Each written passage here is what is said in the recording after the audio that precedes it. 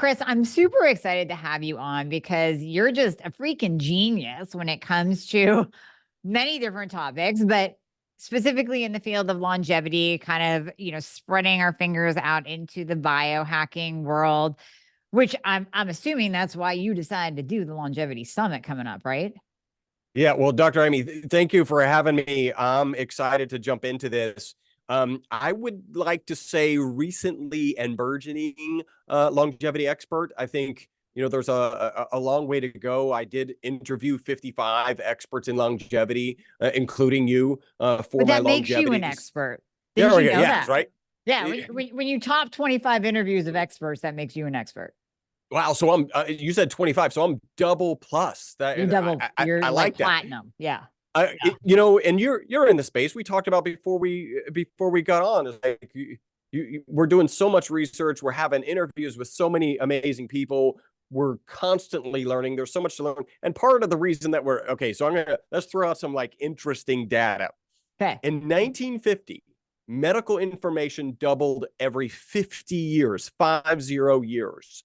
Today, medical information doubles every 73 days, right? Whoa. So Okay. it's double and then quadruple and then eight tuple, whatever that is. So 16 times in a year, you have 16 times as much medical information in 1 year.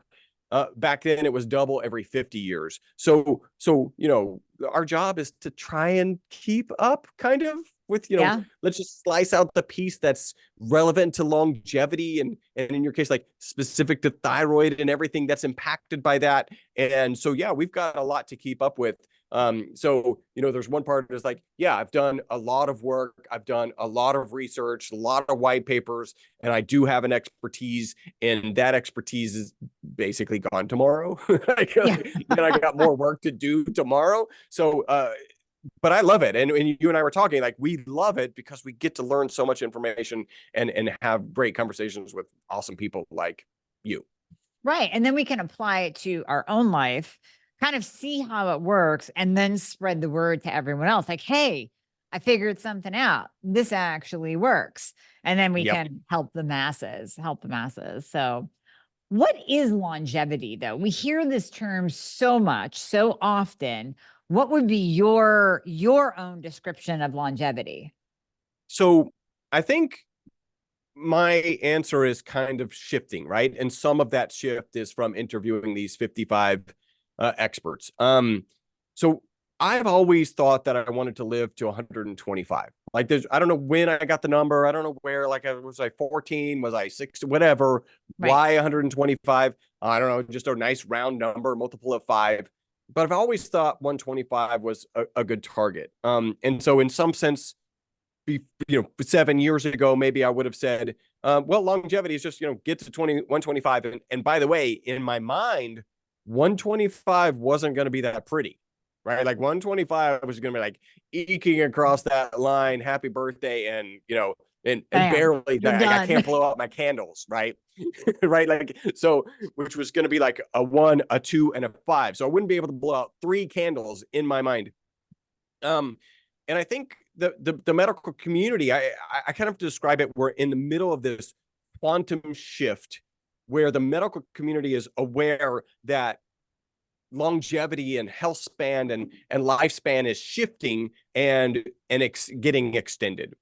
Now, having said that, this is, we'll get into this, but I'll leap forward again. I love throwing out data. One of the things that I asked all the experts, and you will know this because I asked you this, is how long do you intend to live and how long can humans live? Right. And something fascinating. So we aggregated all the data. Only 3 of the 55 experts gave the same number. Okay. Now think about that. If you believe humans can live to, let's just say 120, right? Because we have Jean Clement who she got to 122. Right. Why isn't that your goal? And the reason is even these experts, and I don't remember your particular answer, even these experts can't separate living longer from living infirmed and in a debilitated state. And that's not a knock on the experts. That's just how extreme this association is, right? Think about that. I believe humans can live to 120, and that doesn't interest me. right? As a longevity expert. Right. And I think we're shifting that. And Dr. David Sinclair's book, Lifespan, is shifting that. And even Mark Hyman's book, shifting that, and actually kind of a plead or a lobby to the medical community to start thinking about how we invest in the diseases of aging, and actually pushing us to invest in aging, which actually solves the diseases of aging instead of the individual diseases of aging, right? And those are Alzheimer's, arthritis, cardiovascular disease, cancers, and there is a mindset, right? So we have those as different investments. I think a lot of people think like, well, if we could just erase cancer, that would dramatically extend our lives. But it turns out, let's just say we have this magic wand and we can get rid of all cancers. It only extends our life by 5 or 7 years because the next disease of aging steps in its place. And if we were to really address aging, right, take that investment dollar in all of those diseases and throw it at aging, we'd actually be solving all of those diseases of aging, and that would be a wise thing to do. Well, yeah, no, I totally agree. And do you think that that is even possible? Or wait, before you answer that, let me also rephrase. Do you think it's possible if we had no interference by big pharma and the government? Because we have to add that in, because I don't think it's possible, because you will always be shut down. I think there's a cure for cancer now. Even high dose vitamin C, which I mean, you can speak on. I think that helps tremendously, but it's not in mainstream medicine. They want you to do the chemo. So do you think it's possible without interference? Well, I think if you look at David Sinclair's work, right, and even what he promotes, and not really from the perspective of I'm promoting my company that does this, he actually takes supplements, and he actually takes a resveratrol as one, and he'll put it in kind of a classic yogurt that he likes to make himself. And so there's opportunities for products here. There's opportunities for pharma to sit in here. And I think we will end up a situation when you think about Dr. David Sinclair's ultimate argument, right? Can we live longer? Can we live a lot longer? Dr. Amy, we can, as you know, we can take any one of your cells that's live and active. We can take that DNA out and we can make a clone, and we can make a baby. I guess it wouldn't be Dr. Amy at that point. It would just be a baby Amy. Baby Amy. And so everything that's available to the information to make you younger or to make a baby you exists in every cell in your body.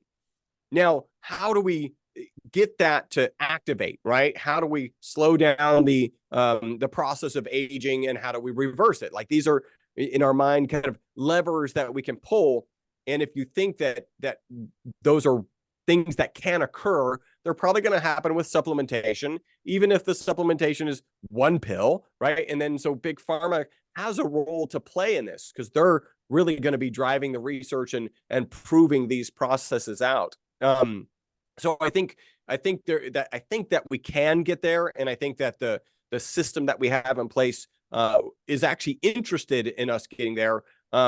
But yeah, if we solve the disease of aging, there's going to be some challenges. Like, there's going to be a lot less cancer drugs sold. There's going to be a lot less, Alzheimer's sold. There's going to, like, each one of these things is going to be detrimental. But thus goes progress sometimes. So when you were interviewing all these experts about living longer, and I think my answer, well, I know my answer was, because I always say this, I don't want to live to a certain number, just like you alluded to, 125, 100, whatever, and be decrepit. If I make it to 85 or 90 and I'm a badass and I'm active and I look, feel, and perform at the highest level that I possibly can at that age, I'm not going to be running marathons, but I don't now anyways. I like to throw around some weights, I like to, still ski, do that. That's how I want to enter the latter part of my life. So with everyone that you interviewed, is that possible? Not just because when we say longevity, that's where I get hung up. And I think people get hung up, is they think longevity equals length of time, 100, 110, 125. But longevity is so much more than that. Like you alluded to, it's about living your best life to a certain number. Yeah, I think if we changed it to, all right, Dr. Amy, if you had the same mental capacity that you have today, and you had the same physical capacity or better, but we'll just go the same as you have today, Mhm. and you carried that through to 120, would you be Sure. interested in living 120? I think you Yeah. already kind of answered that. It's like, as long as I'm firing on all cylinders, right? Right. Or at least, I don't know, 5 out of the 6 cylinders. Like maybe, okay, if one cylinder, if I got a little limp, okay, that's fine, right? But Right. it needs to be a little limp, not like decrepit. Right. So I think reframing the question, and then the debate is, can we do that? And I think it is. And one of the best kind of analogies, I think, for the life that most people in reference to longevity would like to have is the candle analogy, right? You've got a candle flame, it burns bright and the same size all the way until the wick is gone, and then it's out. Like, one data point that I read was that 20% of our current lives is spent in some sort of decrepitude, right? We're in some sort of decline. Not all 20% of it is something that you're like, okay, this is unsustainable for me, I just want to quit. But 20% of it is in decline. And I think a candle flame, you're talking like, I don't know, a percent is in decline. You know, if 3% of my life was in decline, we might start be getting in the right realm. Although, if I'm living to 120, 3% starts to mean a lot, right? Well, I guess that's 3.2, 3.6 years. So 4 years ish. Maybe that's okay, right? That you don't want it to be this long, drawn out process. And yeah, I do think that we can do that. And I think if you start to think about this, so you think that medical information is doubling every 73 days right now. That doesn't include AI, right? Because that's a recent number, and Yeah. AI hasn't even really been like, that's not in that data point. And ironically, I used AI to calculate in 10 years medical, if we're on the same slope that we've been. It took 50 years to double in 1950. Now it's 73 days to double information. If you progress that out, it's every 15 minutes. Oh my Right? God. That's Medical crazy. information will double every 15 minutes. And you throw it in AI, it's like all of those. I think one of the benefits of AI is going to be like all of those, I don't know, 90 tests that we had to do because we just didn't know. AI is like, those are probably useless. Focus on these. And so not only is the information doubling faster Mhm. every 15 minutes, but that information is actually better and has a bigger brain behind it. True. Very true. And there's even the stat that doctors are told in med school. And now obviously this has changed based on what you're saying about that medical information changing so quickly. Doctors are even told that 50% of what you just learned over these 4 years will be completely obsolete in 2 to 3 years. So Yep. half of what they learned will be gone out the window. You don't even do it anymore in just a few short years into their practice. So I think that correlates very closely with what you're saying about all this new information, even about biohacking, longevity, and the space that we're in outside of the conventional medicine system. In that, you have to keep on top of it because there's always new things that you can be doing. And yes, it can get overwhelming at times for the general population, like, oh my God, another biohack, another tool, another expert. But that's where people like you and I come in, and you with the Longevity Summit, you're breaking it down by really honing in on these top experts and saying, give it to us straight. What can we actually do that is not, 50 grand to implement, that the average person can do to extend their life and improve their quality of life at the same time? Yeah, and that's one of the great outcomes of the longevity summit. I was able to aggregate a lot of data. I think if we just put a pause right now for your current audience and where we are today, right? Mhm. Because where we are today, still, there is some decrepitude that's probably going to happen without progress. I just think the progress is going to happen a lot faster. Mhm. Somebody might be asking, okay, well, why should I try and live longer? And I think the answer is because you want to be alive and in good enough shape to take advantage of the technologies that are coming, right? So there's a concept called the terminal velocity of aging, which says for every day we live, the medical community figures out how to extend our life by more than one day, right? And when that happens, there will be somebody, and I believe this to be true, there will be somebody who is the last person to die of old age. And it would suck to be that person, although they wouldn't know, right? So maybe it doesn't suck to be that person, right? But it would be nice to be the person right behind that, or like relative to the finish line. That person didn't make it. I want to make it across that finish line because I can take advantage of these these cutting edge medical technologies that are, they're growing hearts in labs, right? In preparation. So for each of these interviews, I prepared at least 1 hour before, and then the interviews tended to be about an hour. In one of them, I was looking at stem cells, and just this kind of most fascinating study.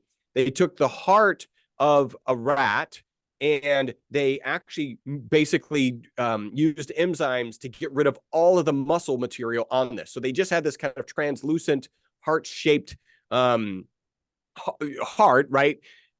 That didn't have any muscle on it, and they poured stem cells on it.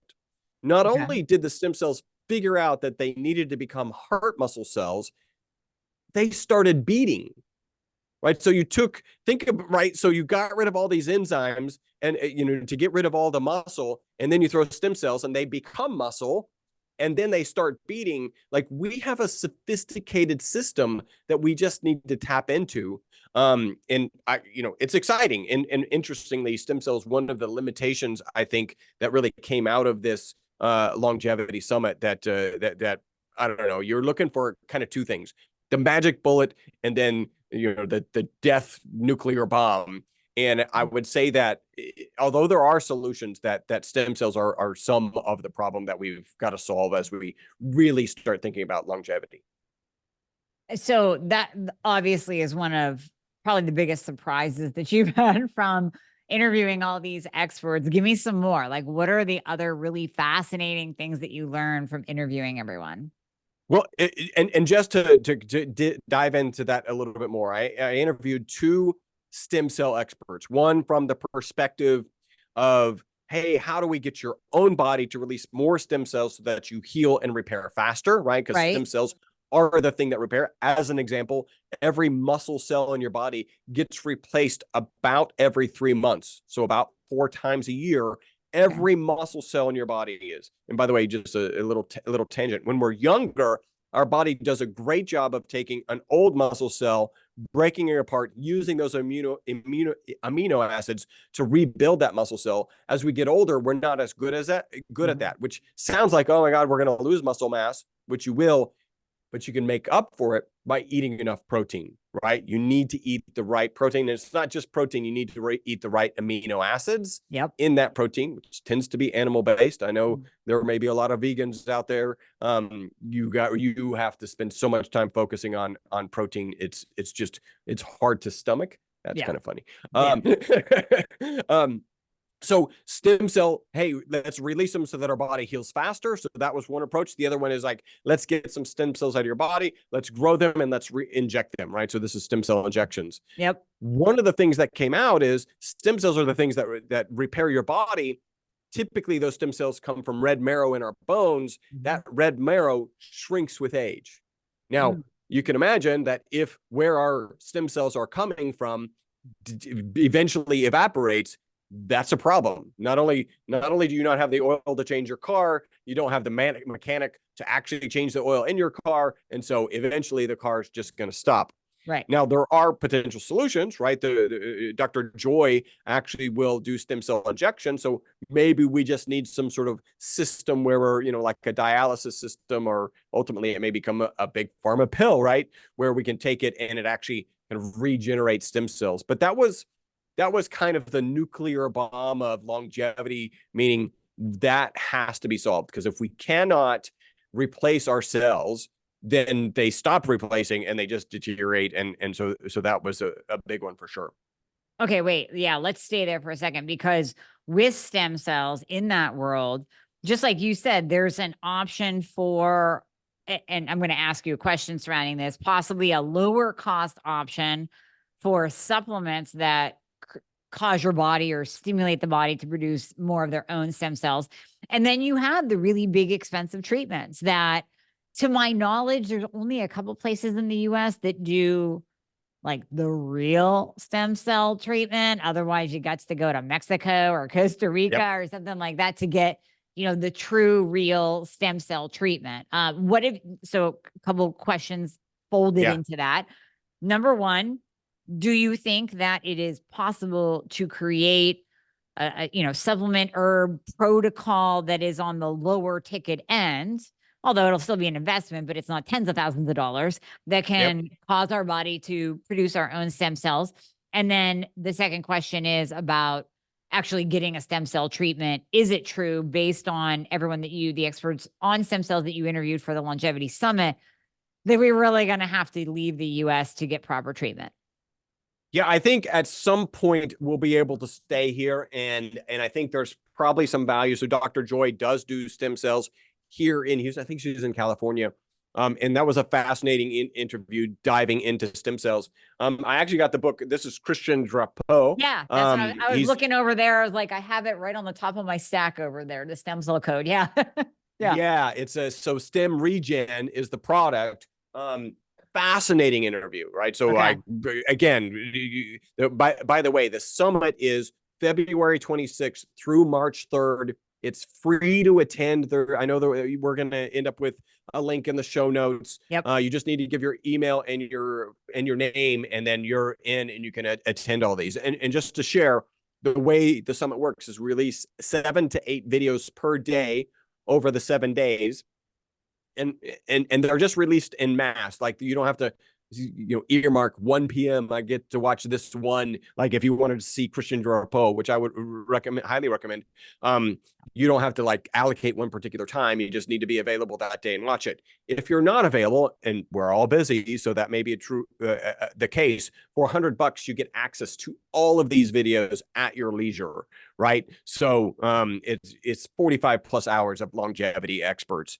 And so Christian has put together, as you know, a kind of formula of, he really started with an algae that was having really strong benefits for people, identified that a component of that algae was actually helping people release stem cells, and then said, well, maybe there's more stuff out there, and kind of traveled the world. This is kind of a classic story. What is the herb or spice that people in whatever, also just make up something, Papua New Guinea, use whenever people aren't feeling well? Well, that probably has some benefits. Throw that in the lab. Oh, look, stem cells come up. And one of my questions was, well, how do you know that it's not just stimulating the same thing? And I love this science geeky stuff.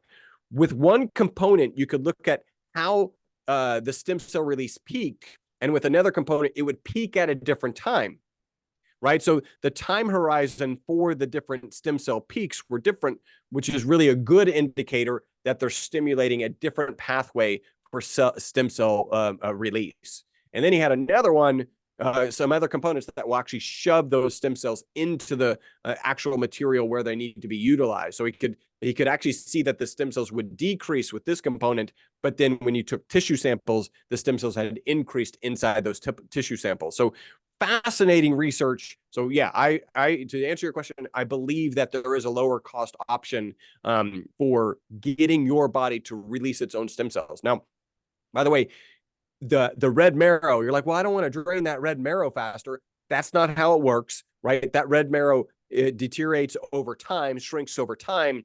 You're just causing it to produce more in that moment. It's not a fixed number per se. Right.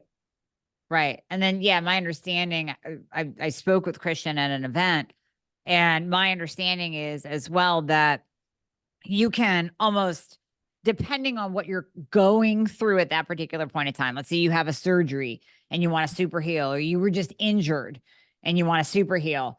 You can take more to really kind of kick your body into high gear into producing those stem cells, because we know that stem cells do heal. And even, looking at my dad, he had non-Hodgkin's lymphoma, went through conventional treatment. 1 year later, it came back aggressive, and they told him, now this is the extreme example, but I'm using it to tie it together. They told him that he had to have a stem cell transplant, which we used to call bone marrow transplant. which is now we Mm, call it stem cell transplant, where they took they put him through chemo, they killed basically his immune system, took the stem cells out. I forget whether it was before or after, spun him up, re-injected him after they destroyed his immune system, and that kicked his own body into gear to kill the cancer. Otherwise, yeah. they said we would just be doing salvage chemo, meaning you might get a year or two and that's it. The cancer is going to spread. Mm, It's going to be aggressive. You're done. So he opted. I mean, it was a rough procedure, but he's cancer free and has been yeah. for 5, 6 years, and actually feels like he doesn't get sick often. He heals really quickly, even though he's 77 years old. So you can see from that extreme case what stem cells can do. They can kill cancer, they can heal you, they can support your immune system. So if we can do that on a smaller scale, through whether it's taking a supplement or through, doing our own autologous donation and having it injected back into us here in Mexico, um, I think that's phenomenal. I think it's a Yeah. whole new way to up level our health. I think it's, if you look at kind of maybe traditional medicine, and then and in fact that is traditional medicine, but I feel like it's the next stage, which is stem cell, and then you start talking about CRISPR technology, where you're actually doing gene editing. I think that's kind of that this is the direction that we're moving in. I feel like stem cells on the way to gene editing. Our understanding of stem cells continues to grow, and it's just a powerful aspect of our physiology. That's crazy. It's crazy. Okay, now give me some more surprises from the All summit right. that you learned. Yeah. So, well, let me talk a little bit about why I did the summit, right? Because Yeah. I think this is it's a little kind of crazy story. In fact, if 7 months ago, Dr. Amy, if you had said, Chris, you need to do a summit and you need to interview 55 people, and 3 of those people need to be leaders in the biohacking and longevity space, and we're going to name Dave Asprey, right, the father of biohacking. He coined Right. the phrase, and a lot of your audience is probably familiar with him, but they're probably, if they're not, they're familiar with Bulletproof Coffee, right? He Right. Right. created Bulletproof Coffee. The next one would be Ben Greenfield. I think lesser known outside of longevity and biohacking space, but unbelievable wealth of knowledge. Yeah. And He's then great. Dr. Gundry, right? Oh, A yeah. four-time New York Times bestseller, former practicing pediatric thoracic heart surgeon, a career you don't leave, right? Just frankly, because it's so lucrative. There's no place else to go if that's important, and it usually is. But he realized he could deliver more value. If you had said, Chris, that's your assignment, I would have said, Dr. Amy, I'm the kind of guy who likes to set himself up for success, not failure. I don't know how I'm going to go from 7 months ago to here on the other end and have that done.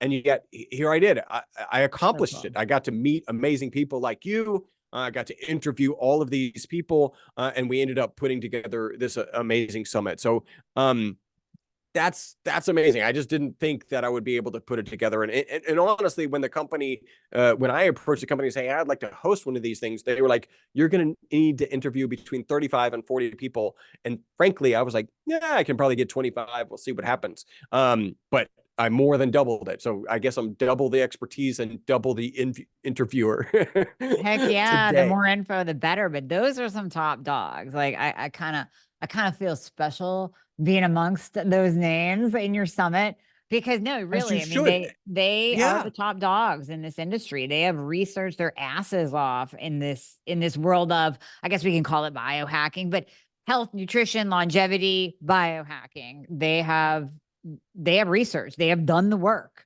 to gain the Yeah. knowledge that they have. Yeah.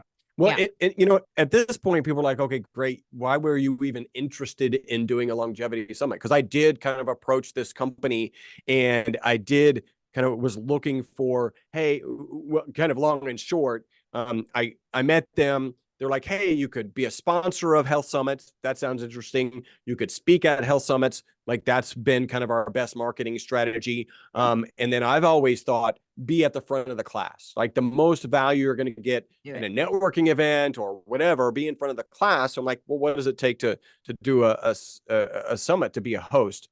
And the reason I ended up in this space is maybe even crazier than the story that I just shared with you, right? Do So tell.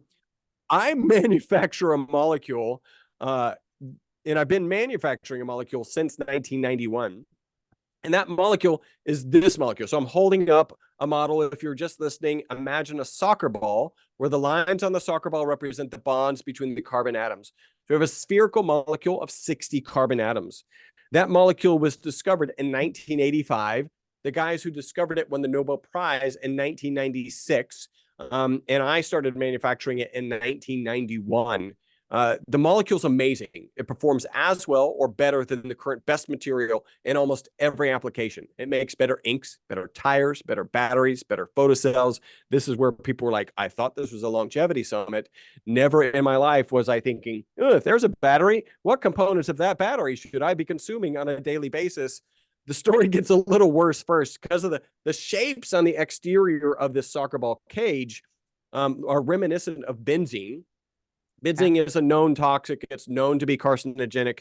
They actually thought this molecule would be toxic, and they put it in a toxicity study. Actually, my lab provided the material. My lab's mentioned in that original study. Okay. And instead of being toxic, the test subjects, in this case, it was Wistar rats, lived 90% longer than the control group. The single longest longevity experimental result in history. Now, that was the publication that kind of shifted me from being a happy-go-lucky carbon nanomaterial scientist. Yes, there is such a thing. That's me. Into getting into the supplement space. And really my business partner and I tried not to get into it. Like you know the space. Yeah. It's got, we'll say it's got challenges, right? There's challenges in the space. Very different than delivering commercial quantities of carbon nanomaterials to research institutions around the world, which we still do today. Mm-hmm. And so we really kind of tried not to get into the space. And frankly, back to like 7 years ago, if you said 7 years ago, Chris, you are going to be in the longevity space, you are going to have a supplement on the market, I would again said, Dr. Amy, I don't know how I'm getting from there to here, because this is, I don't like, what's the path? How does that happen? And then ultimately it did happen. Really what drove it is a guy with a big YouTube following started talking about all the benefits he was getting, taking it on a daily basis. And our phone starts ringing 10 times a day.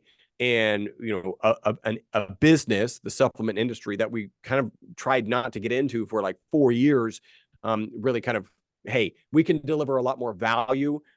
We know from the supplement industry that people are going to get into this and they're going to do it wrong. We've been running a lab since 1991. We know how to do it right. So let's actually get into the business. And that, my first role really kind of in a marketing role first is like, okay, is a 90% extension of life anything? I didn't really know, because remember, I wasn't in the longevity space. It sounds like a lot. I don't go to, GNC and pick up something that says, oh, this will increase your life by 90%. Right. So, because you're going to call BS on it. You're going to be like, yeah, right. Yeah. Come on. Yeah. Yeah. And it turns out the next best way to live longer is calorie restriction. If you restrict the calories you consume by 30%, you can extend your life by 30%. I call that the starve yourself 1/3 to death diet. No one likes to sign up for that. Not fun. So can we just take some carbon 60 instead? Exactly. Right. Just take the molecule. So, and that's only a 30% extension of life. And then I start digging into, okay, well, what else is out there? What are other opportunities? What is the stem cell? How does that impact longevity? Our most consistent testimonial is people take it in the morning, they report mental focus and energy during the day, and then better sleep that night. So I start, okay, well, what else helps sleep? Why might it help sleep? And I'll talk about the potential mechanisms here in a second. But we ended up we have like a 20-person survey study on sleep, where we queried people. They for 10 days before they started the product, they answered the questions about their sleep. 10 days on the product, 10 days off the product, and then 10 days back on the product. And 100% of them reported improvements in sleep when they were on the product, right? So we're actually kind of a weird supplement company doing research and driving research in the realm of the particular supplement. Now, when I share that story, this goes back to longevity, right? When I share that story that the rats lived twice as long, almost twice as long, I typically get two responses. The first is, well, if they're from New York, they're like, why would we want rats to live longer? Like, you are a horrible individual, Chris. You need to bury this research. We do not want rats living longer. Okay, there's And one. the other one is like we discussed, why would I want to live longer? And I don't want to belabor that, but you change the question. Can you live healthier? If you can live healthier, are you then interested in living longer? Mm-hmm. The, the next question is why might this be extending life? And the medical community tends to think about longevity in terms of an oxidative or an inflammation challenge, right? So we're experiencing oxidative stress or we're experiencing inflammation, which even has been called inflammaging. Right. And interestingly enough, our product addresses both of those. From an antioxidant perspective, there's an ad hoc study out on the web, 172 times more powerful than vitamin C. There's a peer-reviewed published research that shows it to be 125 times more powerful than vitamin C. So check on that box. And I'm actually going to come back to that because there's an amazing theory, the BOSS theory, buffering oxidative stress system that'll touch on. And then in terms of inflammation, the FDA has really strict guidelines with inflammation because it turns out those same diseases of aging, arthritis, Alzheimer's, cardiovascular disease, cancers are diseases of aging. And if you're talking about inflammation, the FDA says, well, you're talking about diseases. And I think everybody has a big picture. I can't come on here and say, we solve cancer. Like, Right. I'm not saying we do, but like, I can't do that because we don't have the research behind it. Right. So what the FDA does allow us to say is that our product addresses inflammation, at least as it's associated with exercise-induced inflammation. So we've all had a tough workout. Maybe we've walked longer than we have before and felt that inflammation the next day. The FDA allows us to say that it addresses that inflammation. We can't say we address any other type of inflammation. I do like to kind of point out an anti-inflammatory diet typically associated with blue zone people. Those people tend to live longer. They tend to have reduced incidences of stroke, reduced incidences of heart attacks. We fit perfectly in that diet. And then I'm sorry, this is getting a little long-winded, but I want to share this because starts to get really fascinating. We have testimonials from head to toe, hair growing faster. Yep. The toe one that I think is amazing is a guy that kind of is in our circle.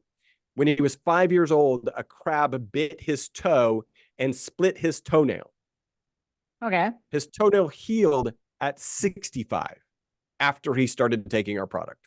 Oh my God. So 60 literally years. head to toe, like no Yeah, joke. literally head to toe. My wife broke her toe once. It healed really fast, right? But I feel like that's a little more, I like binary, cracked toenail, no longer cracked toenail. Like that's very binary for me, and I like that. What explains head to toe, right? Remember, our most consistent testimonial, people take it in the morning, report mental focus and energy during the day, and then better sleep that night. Actually, better sleep could do this because sleep is your restorative and healing part of your day. And we know that sleep is good for your mental, physical, and emotional well-being. That could explain it. Right. But it turns out there's a better theory. And again, we call it the BOSS, buffering oxidative stress system. So we know from peer-reviewed published research. So we call this molecule for human consumption ESS60. And you mentioned C60. We really think of C60 as for industrial applications. Like I mentioned, the inks, batteries, tires, and photocells. ESS60 is C60 that's been processed for safer human consumption. Okay. So we should call it carbon 60, right? That's the more. Well, C60 and carbon 60 are really industrial in our, like, if you think about the manufacturing process, which we do a lot, we've been manufacturing it since 1991. That process is an industrial process. It's how do you get it into what we call ESS60? Really, there's a lot of reasons that we ended up doing this, mostly to keep the consumer safe and to keep them with a high quality product. Okay. What we know from peer-reviewed published research is that this ESS60, this soccer ball shaped molecule, gets into the mitochondria, right? That's really important. The mitochondria, powerhouse of every cell. Yep. It actually is the thing that takes the food that gets through our stomach into our bloodstream and converts it to ATP, right? ATP is the energy source. There's between 5 and 5,000, although I was doing some research recently, a typical neuron has 2 million mitochondria in it, right? 2 million per neuron. It's crazy. It's the powerhouse of every cell. Like most things that generate power. Think about a car going down the road, there's exhaust. Think about a power plant, there's a smokestack, there's exhaust coming out of it. Yep. There's negative byproducts. In the case of mitochondria, it's actually reactive oxygen species. The mitochondria has inherent 2 antioxidants, glutathione and melatonin, to manage those reactive oxygen species.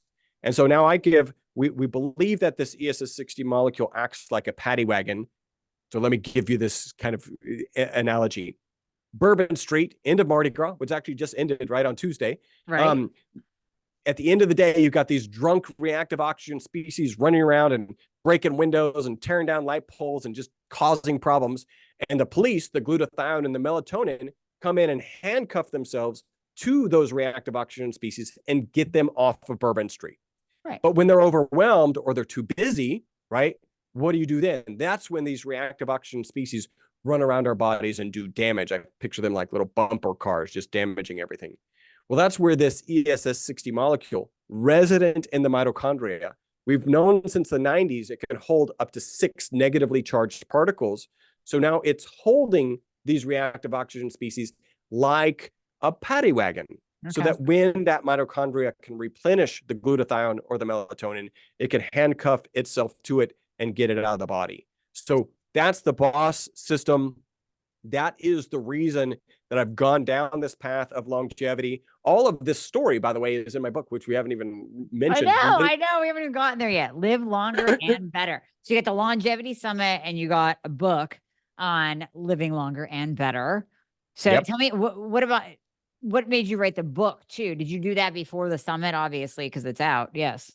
Well, literally, as I was starting to do the interviews for the summit, the book came out. And I really haven't had a chance to even talk about the book until now. Like I'm in the process of promoting the summit. We got to also talk about the book. You just really go together though. I mean, it's perfect. It's a perfect match. Yeah. And really the book fits into the same scenario of, hey, you're a happy-go-lucky carbon nanomaterial scientist. And soon you're going to be a longevity expert. I don't know how that's going to happen. You're going to write a book. I don't know how that's going to happen. And I have a co-author. This is kind of amazing. Dr. Jerome Corsi is a 2-time New York Times #1 bestseller, right? So just to get on the New York Times bestseller list is a monumental task to get to #1, and he's done it twice. I'm so privileged to have him, and he is one of the interviews. He's written political books. He's written ecological books. He's written all sorts of books on, and so I brought him in to let's have a really kind of theoretical discussion about what's going to happen if we live longer. And so that was an amazing discussion with him as well, and that's included in the Longevity Summit. So, with all of your knowledge from writing the book and doing the research for the book, and interviewing these top experts in longevity, can you break it down? Can you give us the top 3 secrets or tips that people could actually take away? Obviously, they can dive more into the book, more into the summit to learn more. But what are 3 secrets or tips that you found that can actually help us with living longer better? So I did ask every expert, as you know, because you got this question. I said, hey, could you give us 2 to 3 mindsets, protocols, habits? Let's call them shortcuts, because everybody likes shortcuts for longevity. And we actually aggregated the data. And I'm going to share just this kind of brief story. Yeah. 33% mentioned sleep, 52% mentioned exercise. And I would actually break that into exercise and movement, right? And there's a particular kind of psychological reason. If exercise is daunting to you, don't think about exercise. Just move. Just get out and move. 52, the same amount that mentioned exercise, mentioned diet, and 46 mentioned mindset. And I just kind of laid into sleep and how important that is. 46 mentioned mindset, 33 mentioned sleep. And at first it was like, maybe the experts got it wrong, right? because sleep is so important. Like So we don't have important. any doubts about that. But then a couple of stories came up, and really it dawned on me, if you don't have the mindset to change your sleep, if you don't have the mindset to change your exercise or movement, if you don't have the mindset to change your diet, your nutrition, those habits, none of it matters, right? Because let's be realistic, you'll improve sleep for a little while and then you'll get off of it. You'll improve your exercise or movement for a little while and you'll get off of it. So the mindset is one of the most important. And in the Longevity Summit, I interviewed my best friend, Dr. Patrick Wanis, is a human behavior expert. And that interview was about mindset and changing that mindset so that you can, one, enjoy the benefits of making these changes, stick to the benefits of making these changes, and then hopefully enjoy the benefit of being across the finish line of the terminal velocity of aging. Yeah. Oh, I love that. I love that because I preach that to my clients, my audience as well. If you believe that you are going to stay sick, then you're going to stay sick. If you believe you won't lose weight, you won't lose weight. So yeah, it comes down to mindset. So I love that actually came out as a stat. And I think those three secrets are amazing because they're all things that we can work on, again, without dropping 50 grand. You don't need to go out and spend a boatload of money on biohacking tools. You just need to change your mindset, sleep, and move. Bam. Yep. Done. Mic drop right there. And eat a little bit better, right? Just eat foods that you recognize hopefully before you cook them. Right. Exactly. So Chris, thank you so much for coming on. We are going to put the link to the summit in the show notes. Now, if you happen to be listening to this down the road after the summit is already passed, they can still jump onto the site and purchase the summit, correct? So we're working on making that happen. The long answer is that will be true. I don't know exactly when that's going to happen, but absolutely we'll make that available. Well, if you're listening to this in real time, then click the link, sign up for the summit, try to listen every single day. But like Chris said, if you can't, you just buy it, $100. My God, you have all the interviews right there at your fingertips. And then we'll also put a link to his new book that you can go grab. Where is it at, Chris? Amazon, your site? It is on Amazon. I want to share a little bit about the book. I know we're running a little long, but I think it's worth it. Go for it. The link is myvitalc.com/Dr. Amy, right? So DRAMIE, Dr. Amy. When they go there, we do have the ESS60 molecule, right? That's the soccer ball shaped molecule in 3 oils: olive oil, avocado oil, and MCT oil. We always recommend the olive oil for 2 reasons. We're a research-based organization. All the research is in olive oil. And the next is we get a higher concentration of the ESS60 molecule in the olive oil. One other note, you can get on subscription and save 25%. Do that. You can cancel at any time. Our customer service team has 850 5-star reviews on Google. They are not trained to talk you out of it. Just take advantage of that discount, please. Also, you can find the book on Amazon. It's $20. On our website, it's $20. Nice. On our website, you can get a signed copy. The signed copy is an extra $10. 100% of that $10. So all $10, and if you want both signatures from Dr. Jerome Corsi and I, it's $15. All of that goes to Operation Underground Railroad. You may remember there was a movie, Sound of Freedom, recently about child sex trafficking. I happened to see him speak before that movie came out. It moved me. And so 100% of the signature fees is going to Operation Underground Railroad. Wow. That's big. Well, thank you for doing that. Thank you for being an advocate. And we will put all those links in the show notes. Chris, thank you for your brain and your time on doing a summit too. That takes so much. It takes so much effort, so much dedication, so much time. So thank you for doing this so that you can now hand it over as a gift to everyone. Like, here's 50 different interviews, all together of the top brains in the industry. So I thank you as well. Including you. So your audience needs to just make sure they attend and see our talk, because that was pretty phenomenal. Exactly. Thank you so much for having me today. This was awesome. Absolutely.